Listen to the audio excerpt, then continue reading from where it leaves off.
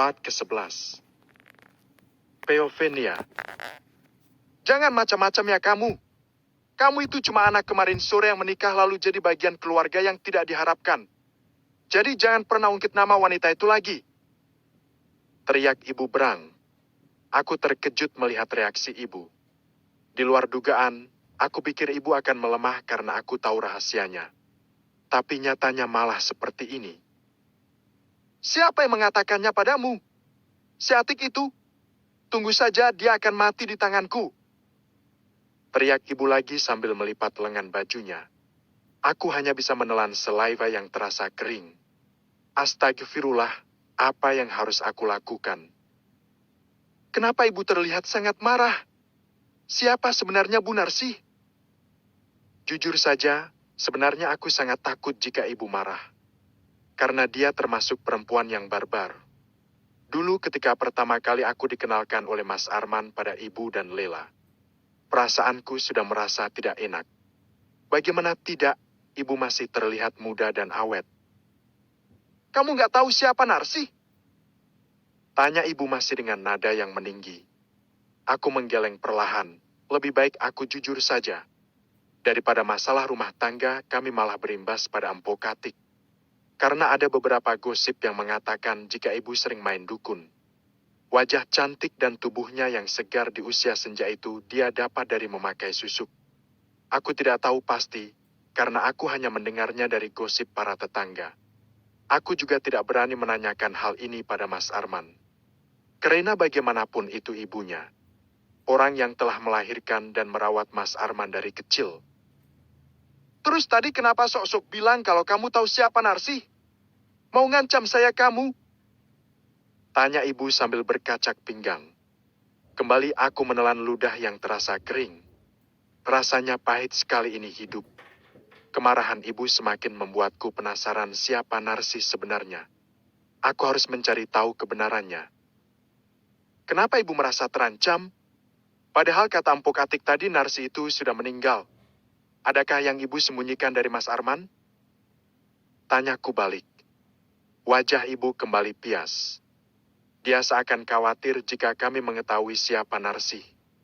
Ibu tidak menjawab pertanyaanku barusan. Dia malah berbalik badan dan pergi meninggalkan aku dengan rasa penasaran yang membuncah. Setelah ibu pulang, aku memutuskan untuk menyimpan semua barang belanjaanku tadi. Tapi sebelumnya aku terlebih dahulu memotretnya. Biasa, emak-emak. Semenjak aku mulai mengenal dunia literasi, aku jadi banyak berpikir jika selama ini aku terlalu naif dan baik pada ibu dan Lela. Sehingga mereka dengan mudah menginjak-injak harga diriku dengan semena-mena.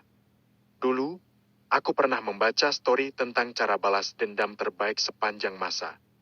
Mungkin sudah saatnya aku menerapkan satu persatu langkah-langkahnya. Aku membuka aplikasi hijau berlogo gagang telepon. Mengubah privasi status, menjadikan hanya Lela dan ibu yang bisa melihatnya. Kemudian mulai mengupload baju-baju dan juga sepatu untuk Dava yang aku beli tadi. Tidak lupa aku juga mengunggah label merek dan harganya. Biar mereka kejang-kejang sekalian.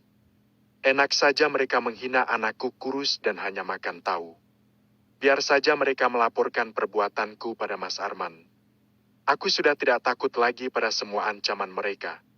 Hadiah menjelang ulang tahun pertama untuk anakku tercinta. Semoga kamu tumbuh menjadi laki-laki yang bertanggung jawab. Menyayangi ayah dan ibu. Hadiah utamanya belum sampai, masih dalam perjalanan. Kunggah beberapa foto tadi dengan caption seperti di atas. Setelah selesai, aku tersenyum sendiri membayangkan betapa marahnya mereka di sana. Semenit kemudian, aku mengecek status tadi.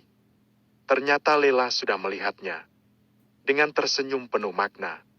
Aku menghapus kembali status tadi dan kembali mengatur privasi status. Baru beli kayak gitu aja bangga. Maklum sih, miskin dari sononya. Jadi begitu dapat duit banyak, langsung pamer. Dasar benalu. Bunyi status Lela yang aku yakin untuk menyindirku. Tapi aku sama sekali tidak merasa tersindir. Karena aku membelinya dengan uangku sendiri. Dari hasil jerih payah memikirkan ide-ide untuk menulis. Tunggu saja. Beberapa saat lagi juga bakalan nangis-nangis minta maaf. Lela membuat story yang kedua. Maksudnya apa aku akan menangis meminta maaf pada mereka? Tidak akan. Tok tok tok. Assalamualaikum. Ucap Mas Arman ketika dia sudah pulang kerja. Dengan menggendong Safa, aku segera berjalan ke arah pintu untuk membuka kunci.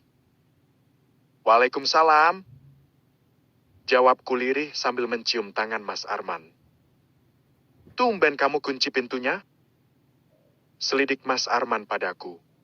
Karena dari dulu aku tidak pernah mengunci pintu depan jika aku ada di dalam. Tapi sekarang, aku akan mengunci pintu. Karena takut jika ibu dan Lela sewaktu-waktu datang menyerang. Iya, Mas. Tadi aku mandi. Jadi aku takut kalau ada yang masuk. Jawabku memberi alasan. Aku kemudian mengambil tas kerjanya dan membawa masuk ke dalam kamar. Hal yang selalu aku lakukan ketika menyambut Mas Arman pulang kerja. Mungkin beberapa hari yang lalu aku tidak melakukannya karena sedang marah. Tetapi kini aku kembali melakukannya karena aku sadar jika masih menjadi seorang istri. Setelah mandi dan berganti pakaian, Mas Arman menggendong Daffa dan bermain dengannya. Aku tersenyum melihat pemandangan itu. Dengan telaten aku membuat bubur untuk makan Daffa. Juga memanaskan kembali menu untuk makan malam. Mas, kamu kenal Bu Narsi nggak? Tanyaku di sela-sela waktu.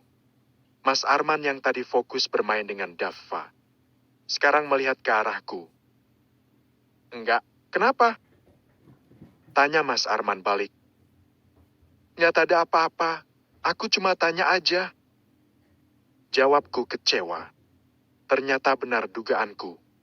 Mas Arman tidak tahu siapa Bu Narsi. Emang dia siapa? Kok tiba-tiba kamu nanya? Tanya Mas Arman lagi yang mungkin masih penasaran. Aku dengar namanya tadi disebut-sebut sama Empok Atik, Mas. Waktu Empok Atik debat sama ibu di warung. Terangku menjelaskan. Kini aku sudah duduk lesehan dengan Mas Arman juga Daffa. Tidak lupa aku sungguhi teh dan ubi goreng untuk Mas Arman. Di luar kembali hujan, meski masih gerimis. Tapi mampu membuat perut terasa ingin diisi. Ibu bertengkar? Tanya Mas Arman sambil mencomot ubi goreng, kemudian memakannya dengan perlahan. Karena masih panas. Gak bertengkar yang gimana-gimana.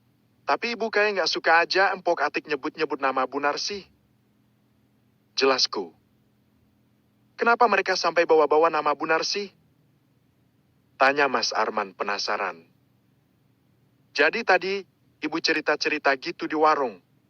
Katanya suami Lela sering kirim uang banyak. Jadi ada yang ngejawab, enak dong bisa nabung untuk buat rumah. Terus ibu jawab, kalau Lela dan suaminya nggak usah buat rumah.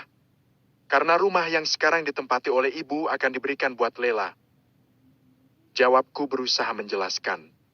Mas Arman hanya diam mendengarkan ceritaku, sambil terus memakan ubi goreng. Terus? Ya terus Empok Atik jawab, kalau rumah itu harusnya buat kamu Mas. Karena hak warisan Lela kan udah dijual. Jawabku lagi. Mas Arman hanya beruh saja. Tanpa ada ekspresi terkejut atau marah. Seharusnya dia marah ketika haknya diambil, walaupun itu adiknya sendiri. Karena bagaimanapun Mas Arman juga punya keluarga. Yang harus dia jaga dan diberi nafkah. Kok kamu diam saja, Mas? Kamu udah tahu ya? Tanyaku balik. Mas Arman hanya menghembuskan nafas panjang, kemudian menatapku dalam. Sebenarnya, rumah itu memang haknya Mas. Tapi ibu sudah minta persetujuan Mas agar rumah itu kita kasih buat Lela.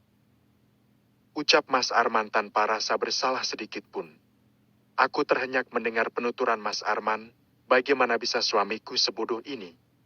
Ini bukan baik namanya, tapi bodoh. Jadi kamu ngasih rumah itu berserta tangannya untuk Lela? Tanyaku lagi memastikan. Rasanya ingin sekali aku menampar pipi suamiku ini, agar dia sadar jika dia telah diperas oleh adiknya sendiri. Ya, lagian kan kita sudah punya rumah ini. Jawab Mas Arman enteng.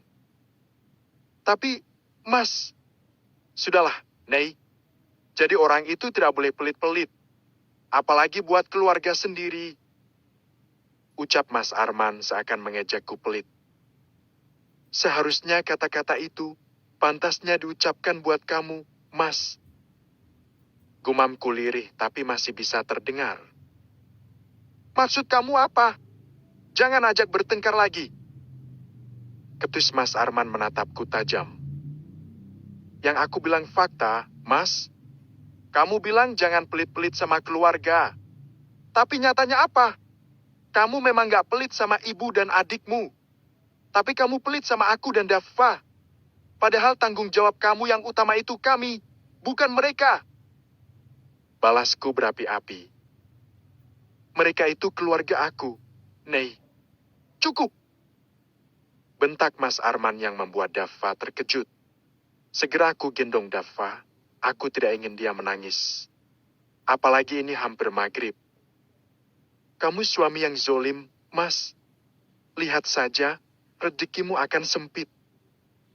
Lirihku kemudian masuk ke dalam kamar. Kamu istri yang durhaka, Nei ya? Teriak Mas Arman. Brak. Kutip pintu kamar dengan kuat, hingga menimbulkan dentuman keras. Tanpa permisi, air mata yang sejak tadi aku tahan mengalir begitu saja. Kenapa sekarang Mas Arman sangat berubah? Apa yang sudah ibu lakukan pada Mas Arman sehingga Mas Arman seperti bisa dikontrol oleh ibu dan Lela? Aku akan mengambil kembali hak Mas Arman atas rumah itu. Bukan Lela dan suaminya yang berhak atas rumah itu. Tapi Dava. Davalah yang lebih berhak atas warisan ayahnya. Ketika istri berhenti peduli,